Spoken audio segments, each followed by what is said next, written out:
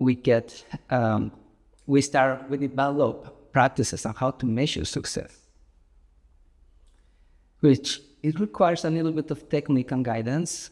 It's not too difficult, but then the magic happens at that moment. But what we are doing is people at that moment, when you have that process of unified vision, specific targets of what the community wants to happen in different areas, it's very easy to identify the landmark innovations, the game-changing solutions.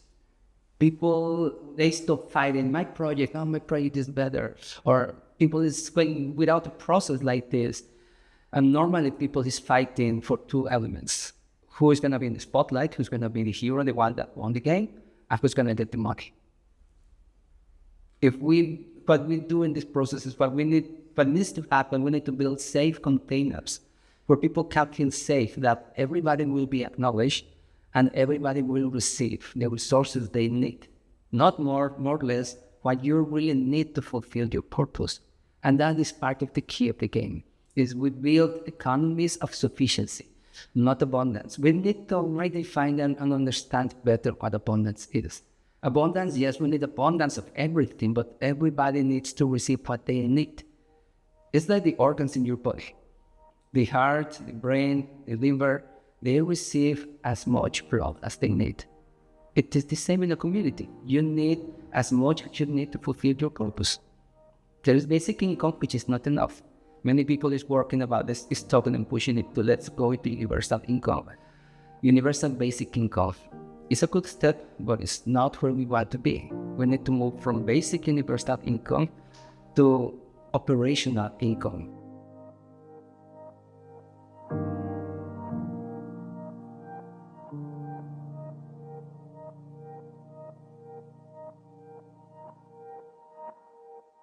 Hi, my name is Senka Caro. I'm founder of LightNet, and my passion and purpose is to make the impossible possible.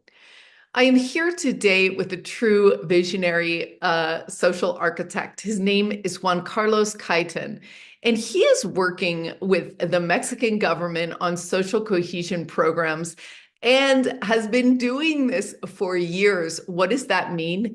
He builds bridges and visions with all sectors of people in bioregions to create game-changing solutions that consciously evolve our world.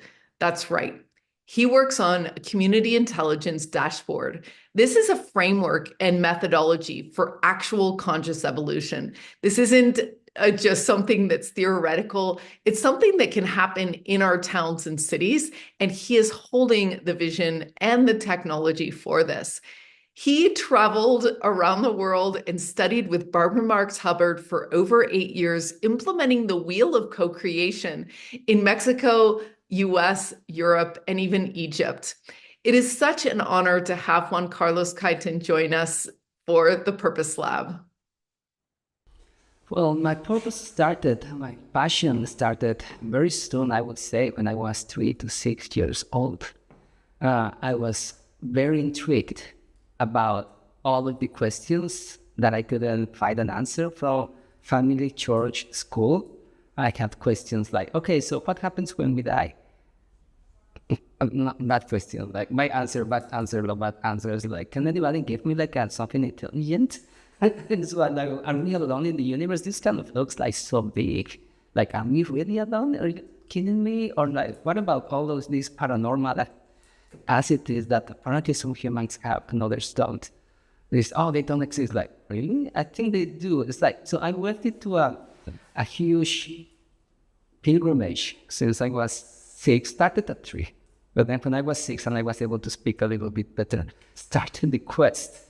It took me, at 12, I started finding people. I was able then to speak to strangers. So then I started gathering more information that I couldn't get beyond the barrier to my family, friends, school. And at 18, I started finding spiritual masters and teachers.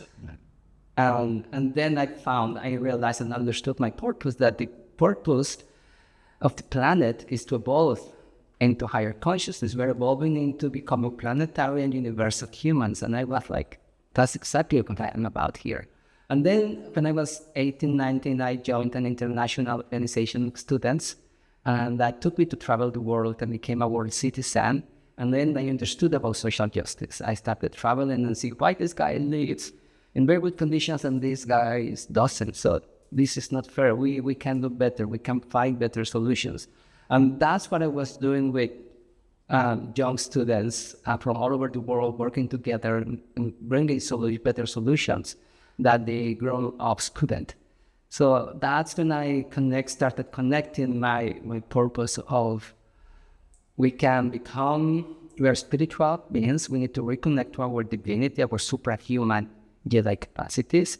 And at the same time, we can do better in this planet. There is no reason why there is hunger, sickness, and any of the problems that the planet has. We have enough resources, intelligence, action, commitment, skill to do it.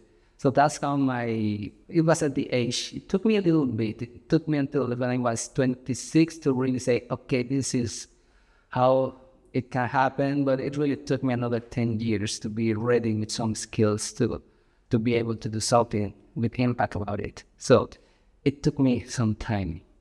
And I'm still working on it, fine-tuning the impact and maximizing the capacities on how we can build heaven on earth.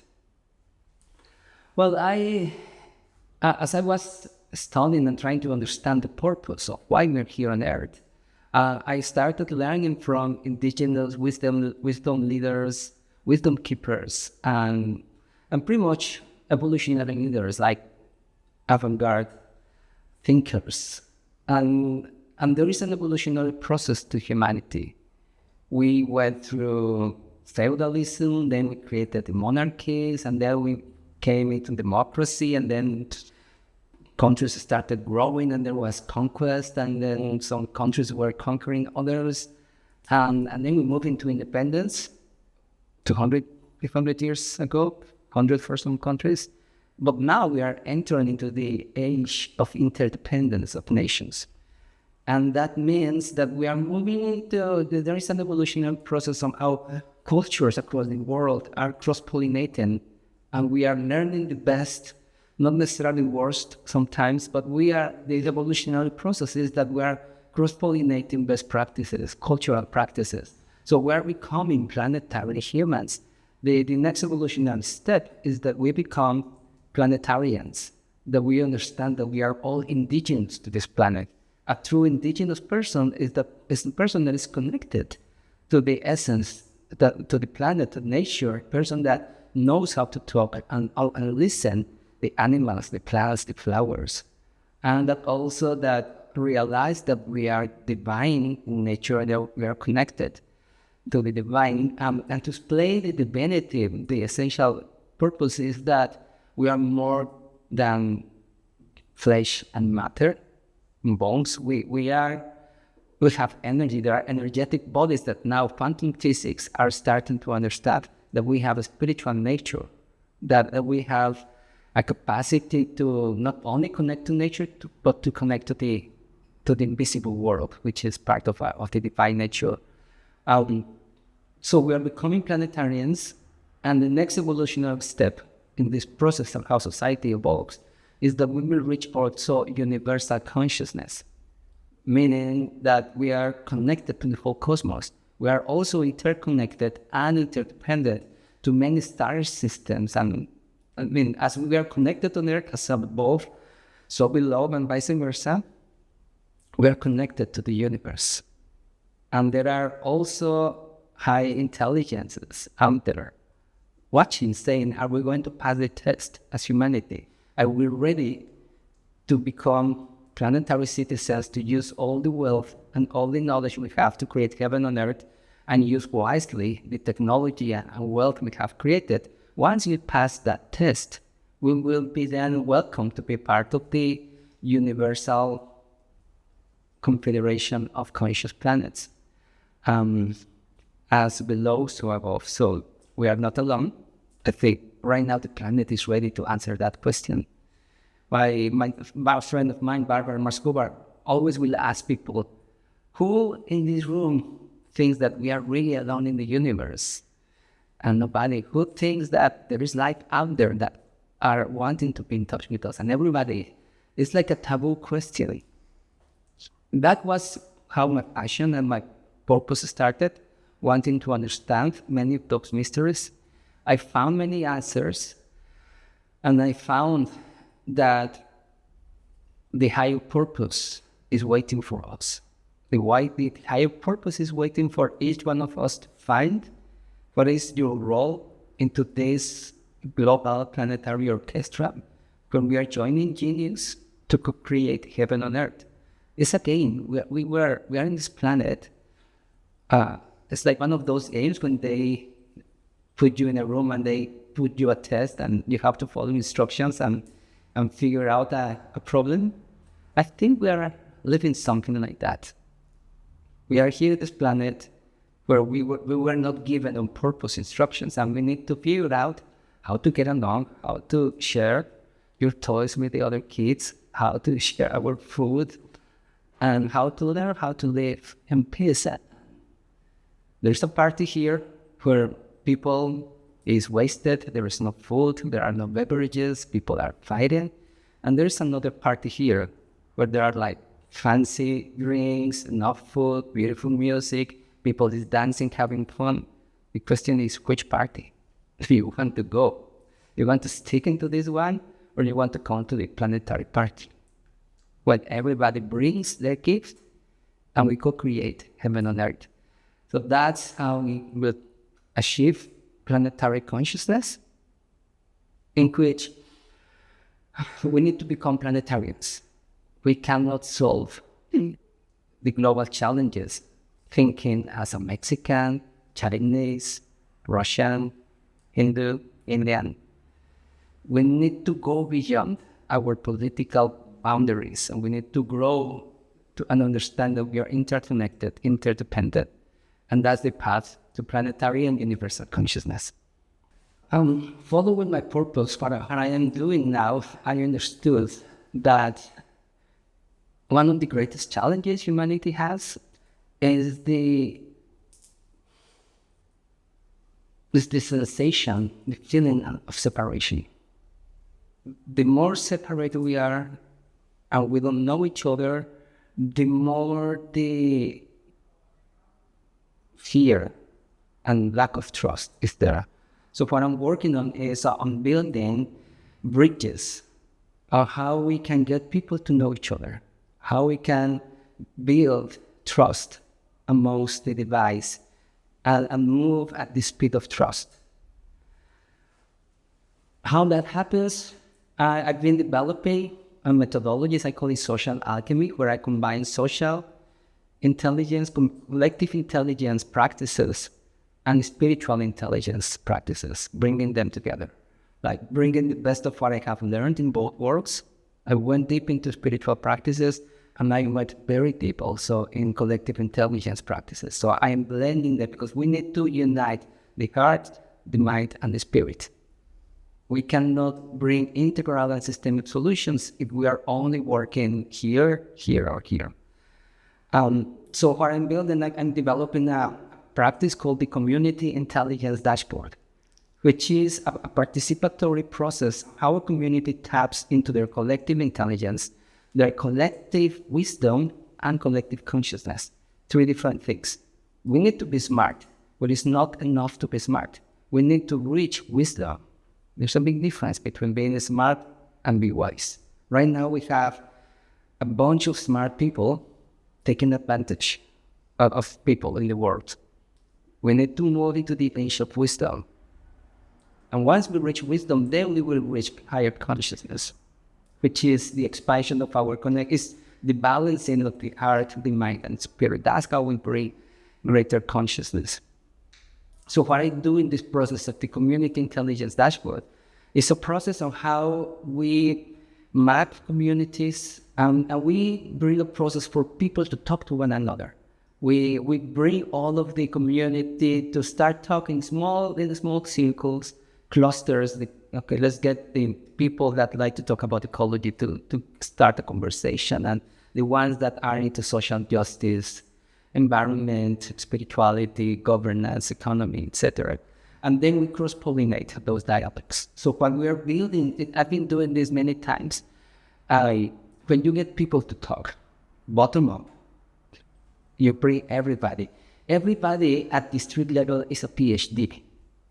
Even if they didn't go to big Ivy League universities, when you talk to the ground level and you ask people, what do you think about this problem we're having with trash or with security or economy? People have a PhD. They know what is wrong and they know how to fix it. Even if you ask the 11 years old, they will tell you the whole thing. Okay, well, the bad guys live there. The good guys do nothing about that. Everybody's a PhD. So what we do, we tap into the real collective intelligence, the crowd intelligence, and we start building from there. What do we really want? What is the future we want? That this process taps into the hearts of the community. And the key to this process is just to bring their hearts to speak, not their minds, not to get politicians or the smart people to come and tell you what you need and how it will happen.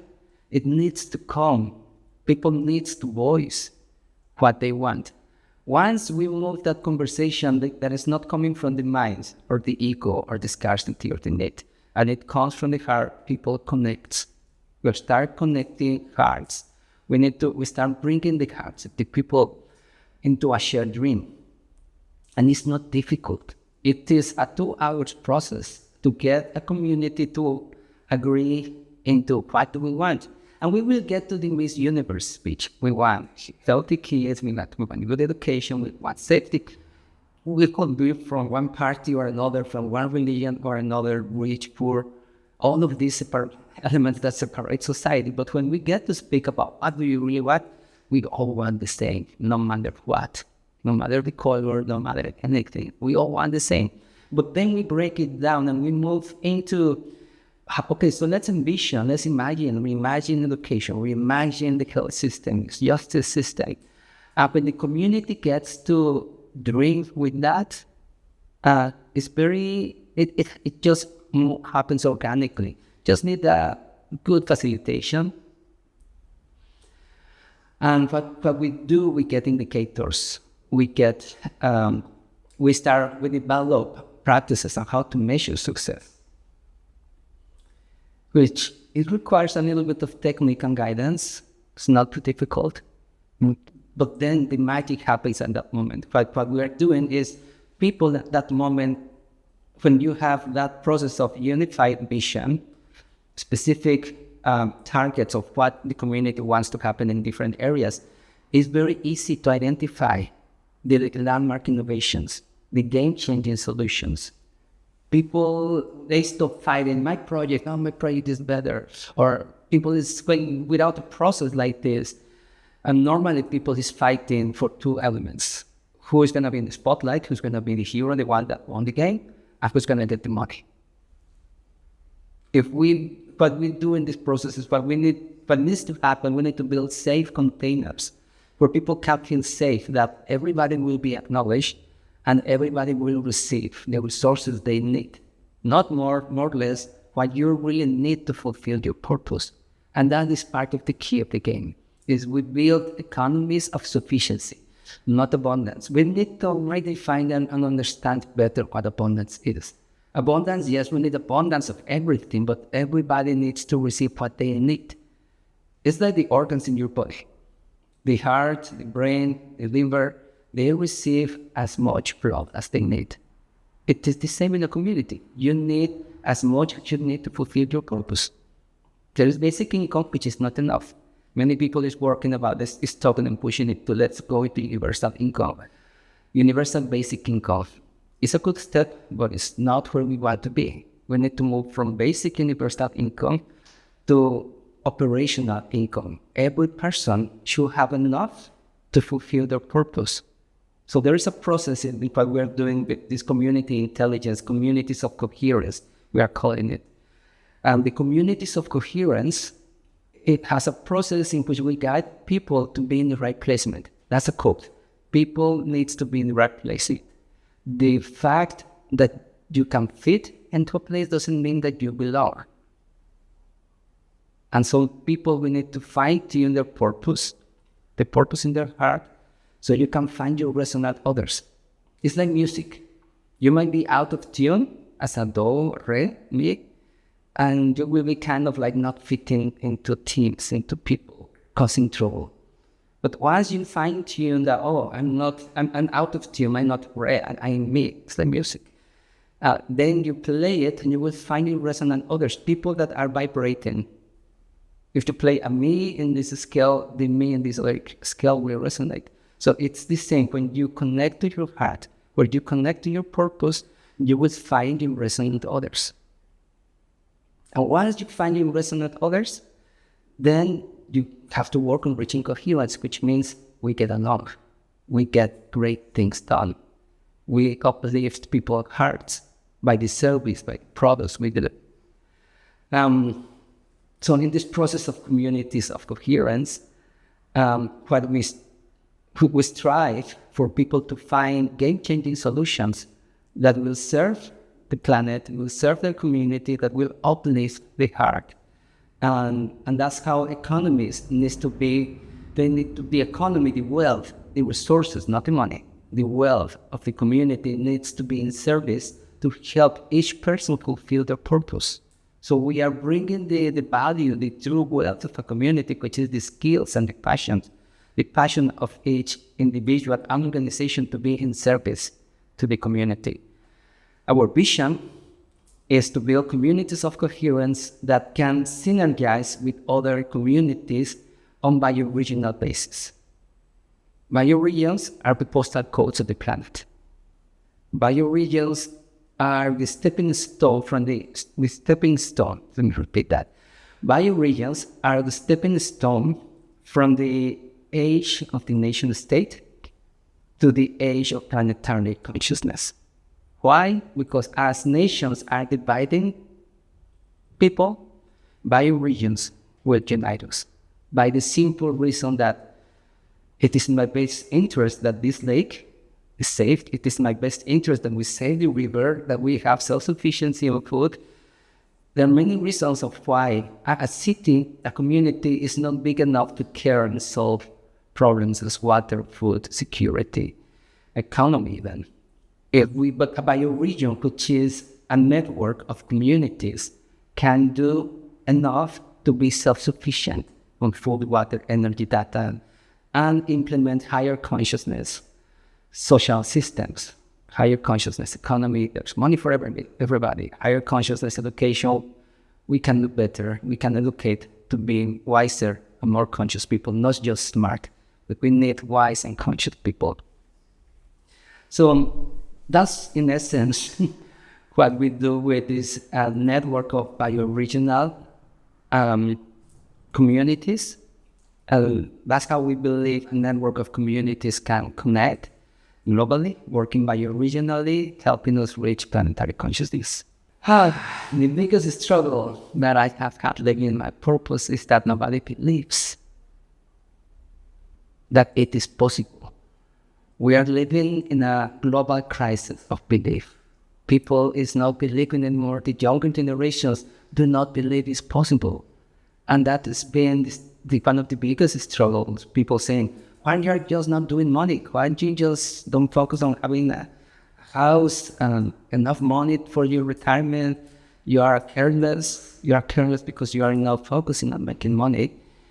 And you are doing so many things. And I'm trying to tell you, well, money is not the most important thing. I am meta-weaving a movement, so I have to work on weaving many disciplines. And a friend used to tell me, Juan Carlos, your problem is that you are in the believing age. You are too ahead, that nobody sees what you are doing, that nobody understands what you are doing. And he gave me good advice. Take some steps back, move into the leading edge. That's when you're famous and become wealthy. But that's still for me to be in the comfort zone. And we don't have time. We need to move a little bit faster. So we can step back a little bit, but not too much. It's like this creative tension If you don't push too hard, there is no tension to move the present to the future.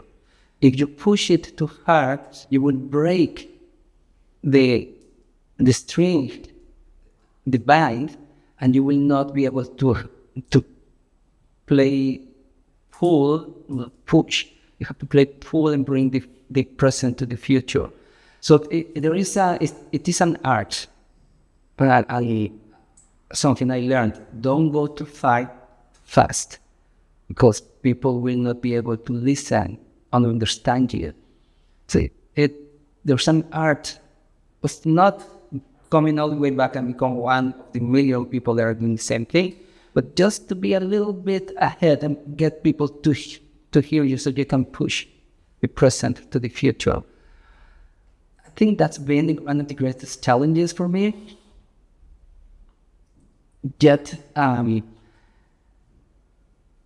people wants to believe. Once you stand there and hold the fire, what I'm saying now, I've been saying the same thing for the past 15 years. And now I think the world is ready to listen in a way. Many times you just have to stay. I mean, one of the hardest things for me is to stay in the fire, in the waters of uncertainty and ambiguity, and hold the fire. Many times you have just to trust yourself, take a step into the void and trust that a magical step will appear so you can keep walking through the voids. I think that's something that I've been doing over and over. You must be a believer and stay strong, hold to your purpose. There's a fine line between being persistent and being stubborn. You need to have the wisdom to know when you have to stop and go back, and when you have to be persistent and stick to your values and your high purpose. So as I was saying, the biggest challenge we have in humanity right now is the crisis of belief. And I've been with people and I ask them, do you believe we can live in this fancy, beautiful, utopian community? And they have told me, no, in 10, 50, 100 years, the world will be destroyed before that. And when I show them the picture of the apocalypse, people tell me, and do I ask them, do you think we live in this world already? And they say, yes, of course, we are already living in this apocalyptic world, and the fate of humanity is to be destroyed. So few people believe that we can move into the promised land. But when I ask them, if I pay you, could you build a community like that? And they tell me, well, if you pay me, yes, I can do it. We can do it in 5 years and better. So for me, it's been like a positive element. It's been an inspiration for me that when I talk to people and say, if we do this, if we have enough resources, can we make a difference? And the answer is yes. So we can move from this crisis of belief into this era of possibility. The moment we bring the capacities, the knowledge, and we start showing a path on how we can make it, people want to believe. There's this despair, but we need to build bridges. We need to bring the poets, the artists, the scientists, and the strategy makers to come together, which is what is happening right now in this color movement. Network. I think right now the world is coming together to show the way. And I believe that we are very soon, right now already, moving into this age of possibility. So we can move from this time where people stop believing that there is hope into this era of possibility. So I'm very hopeful that we can make it. I think one of the challenges that we're facing in the world trying to help people and make a better world is that people is working still with an NGO mindset, like philanthropy. Let's help people. I think that's totally wrong.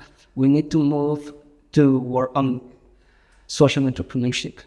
We need to dignify people with work, with a way not for people not just to be receiving money, but empowering them to find a purpose and find a meaningful and dignifying job. Every problem in the planet is a business opportunity. So we need to bring business leaders, conscious business leaders, because we need them. We need to work, people that are doing groundwork in NGOs, they need to build the synergy, conscious business leaders and organized society coming together so we can build social enterprises. They do good economically and they do good to the planet. It's good. We're doing good at the square. I believe that's the future because we bring huge amounts of resources from the old world to build the new. We need to have that duality. When a system is decaying, which is there's a system comes up like a social system and then it decays. So when it is decaying, there's a new system emerging.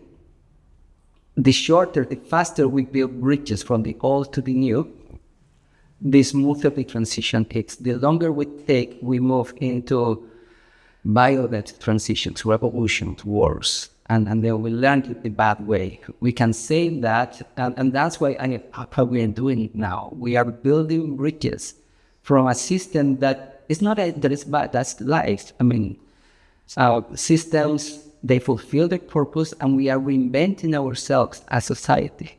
So it's a constant evolution of we can always keep doing better and going into, we are upgrading as in computers. We are upgrading our social operating system. And right now we need to think that way. We are moving from an old operating system that we have grown in complexity. There is nothing wrong with what we had. It just doesn't work. We have more complexity. We need a social system with higher complexity. So all of the innovations that we are creating right now are bridges from the old to the new so we can have a smooth transition from an economic system that, thank you, you brought lots of innovation, but you are also destroying the planet. We need to shift into an economic system that cares also for the planet, not for maximum profit. It cares for the planet, for people, for every living being in the planet. The same with governance. We move from which democracy has been doing great, but it's not the best we can do.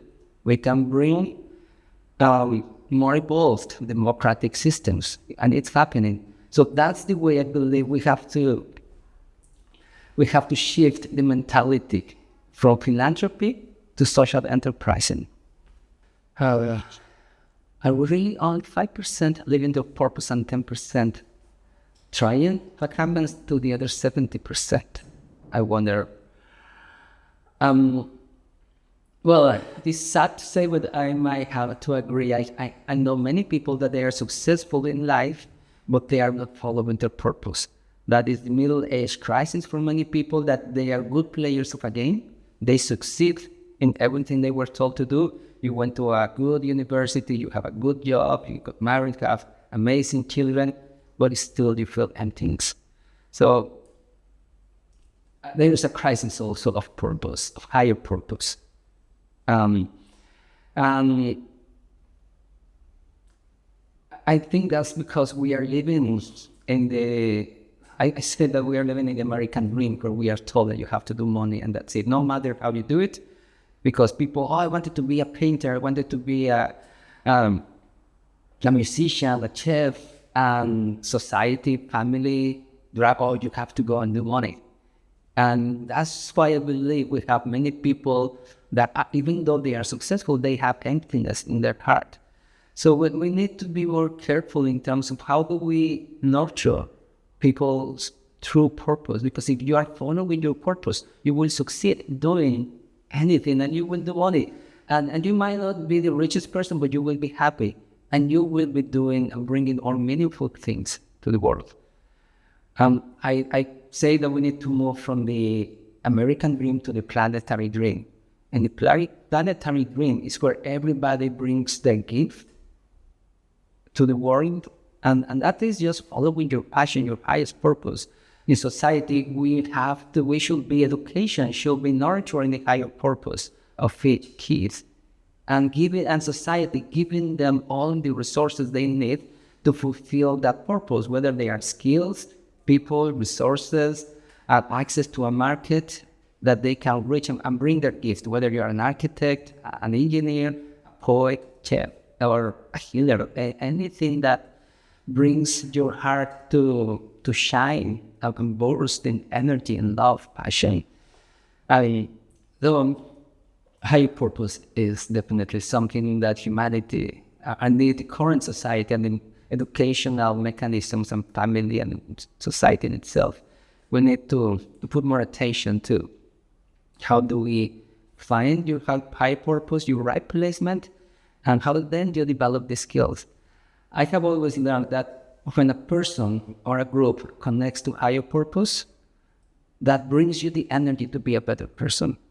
People that are in addictions or depressions or any sort of trouble, the moment you tap into a higher purpose, that will bring you the energy for every morning to stand up, wake up earlier, do exercise, go and study, go and work and talk to the people you don't like, but you will deal with them because you believe in this high purpose. So that's something that we have to really pay attention to. We need to have emotional education. Any unresolved emotion moves into an addiction, and that could be addiction to food, to work. It doesn't need to be necessarily to alcohol and drugs, but it could be, you could have many types of invisible but destructive addictions. So we need to watch for them. But everything goes into finding your purpose. Once you find your purpose, you will attune to life. You will let go the bad influence people, the bad habits, addictions. That's the energy that will connect you to your heart, and then the heart will drive you forward into higher purpose.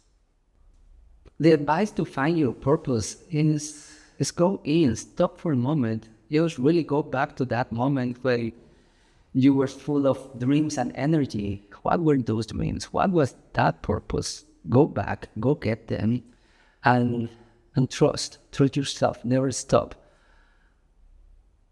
My key for finding higher purpose and keeping myself there is find your resonant others. Do not go alone. The moment you vibrate and you say, I like to cook, I like to be an engineer, I like sports, find your crowd. Go away, move away from the people that are telling you, no, that's crazy, that's not possible, you are not that. Have the courage to go and find your resonant others. They are out there waiting for you. Once you find them, you will find your travel companions and you will have a joyful path finding your purpose.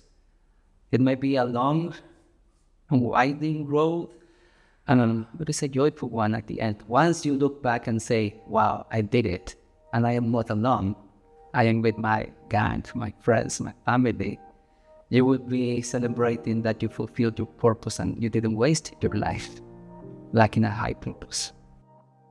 Are you looking to begin your life of passion and purpose? We are waiting for you with our groups of 8 to 12. These loving teams are formed to look over our success data to find the fastest and funnest and most direct way for you to find your purpose and calling in life. To find out more, go to holomovement.net/purpose.